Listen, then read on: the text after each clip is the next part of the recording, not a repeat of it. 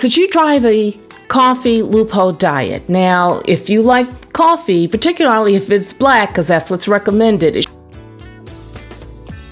don't add any sugar, cream, or whipped toppings, sprinkles, or anything like that. You can use like a natural sweetener like stevia or monk fruit, but again, the focus is on the black coffee. Now, let's go over some of those basics so we can determine, and you can determine, if this could be a plan for you. Within the 7 to 10 seconds of waking up, or when you're hungry, you should drink a cup of black coffee. Drink a cup of black coffee within 7 seconds of your feeling that way, and then you will feel full. Now, they're recommending 1 to 2 cups in a day. But with that 7-second coffee loophole, that technique that they want you to do, there is a supplement that comes along with that. And that supplement the supplement has several things in it. It has chromium in it.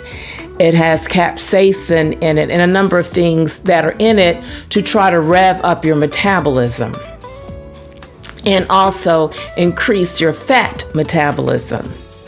Another basic concept that, well, for one, it's a simple concept. Some diet plans, particularly these fad diets, can get a little goofy and can be somewhat complex. But not this. You just drink a couple of black coffee if you're hungry, that it could suppress your appetite and rev up your metabolism because of the caffeine.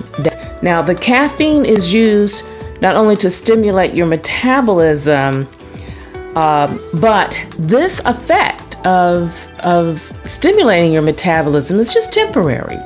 So it's not like you drink a cup of coffee first thing in the morning and a few seconds before you're really hungry and your appetite will be suppressed for the entire day. It's not like that. It's very short term. How effective it is would depend on, the amount of coffee that you had and individuals' metabolism, your individual metabolism. Well, suggest it along with that coffee, or you can just put this in your coffee. You can use some MCT oil, cinnamon, lemon juice to enhance the coffee's potential benefits. Now, let's just talk about that MCT oil. MCT stands for medium chain triglyceride. If you just want to drink a beverage, I recommend lemon water, lemon juice with a little honey, no more than a teaspoon of honey, and some warm lemon juice before you eat versus coffee. Maybe help with your digestion. So that's what I would recommend. They may support weight loss by promoting a feeling of satiety or a feeling of fullness. And of course, if you feel satisfied, if you feel full, then you're less likely to want to overeat. Here are some concerns. One is the caffeine is known that it could suppress your hunger. And of course, but it can suppress your hunger, but this is just for a short period. It's short-lived. So that means you're going to have to kick in your discipline. That is going to have to be exercise. And so if you got to do that, well, then maybe you won't need to rely on the coffee, because if you have the discipline, possibly there wouldn't be a need for it. It's just a thought.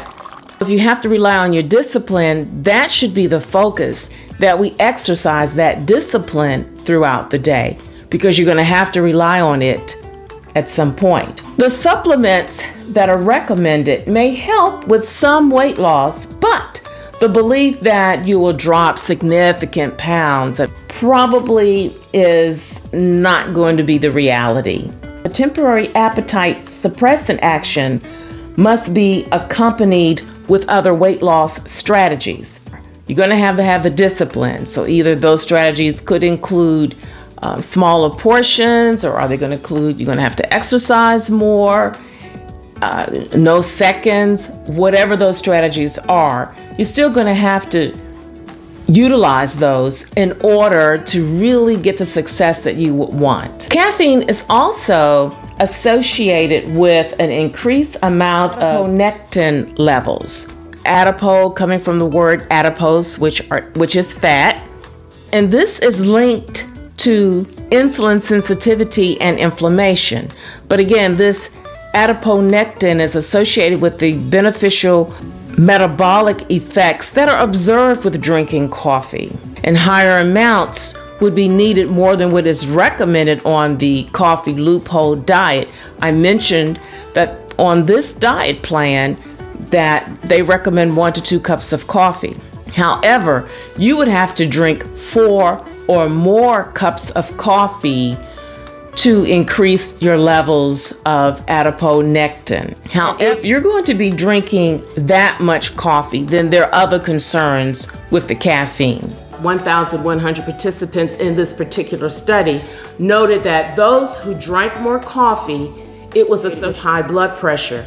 So they had a higher blood pressure reading than those who did not drink coffee. So one report from Johns Hopkins Medicine is saying that this coffee or this caffeine is associated with digestive issues and it can increase your having diarrhea. So what are some of the other concerns that I would have with caffeine?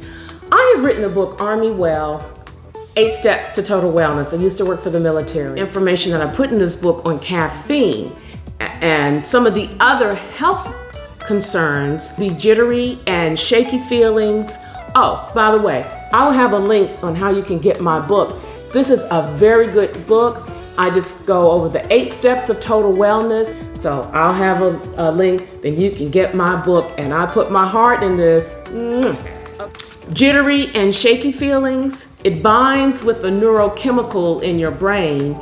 And so you can be very stimulated and excitable and have very energetic. But then you have that crash and then you have that fatigue. And when you're drinking coffee, it takes about 6 hours for it to get out of your system. So if someone is drinking coffee 8, 9 o'clock at night and you're trying to go to bed at 10, you are interrupting the necessary sleep that you need. And 8 to 10 hours of quality sleep should be our goal. And it can cause headaches, nervousness, or dizziness. And it can cause dehydration because it can act as a diuretic and causing you to want to go to the bathroom. And unless you're drinking a lot of fluid to replace what you're losing, that could lead yourself to dehydration, which also could lead to fatigue. It's an artificial stimulant. I don't want anything that is artificial to affect my natural body mechanism.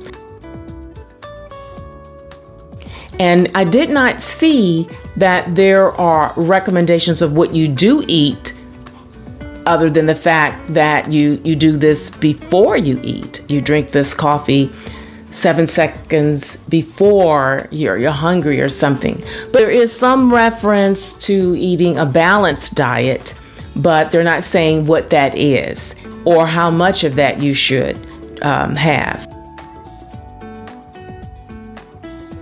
Another study, albeit was smaller, said that there is much as a 13% in increasing your metabolic rate. But one study coming from Harvard says that 4 cups of coffee, that there's just modest support that is effective in weight loss. Some research here and there is saying that drinking coffee can increase your metabolic rate and it can help with fat burning. Well, those are the 2 things that we want. And if you're gonna drink a big glass or a cup of coffee, you don't have the calories versus 3 slices of chocolate cake. Oh yeah, that's gonna be effective.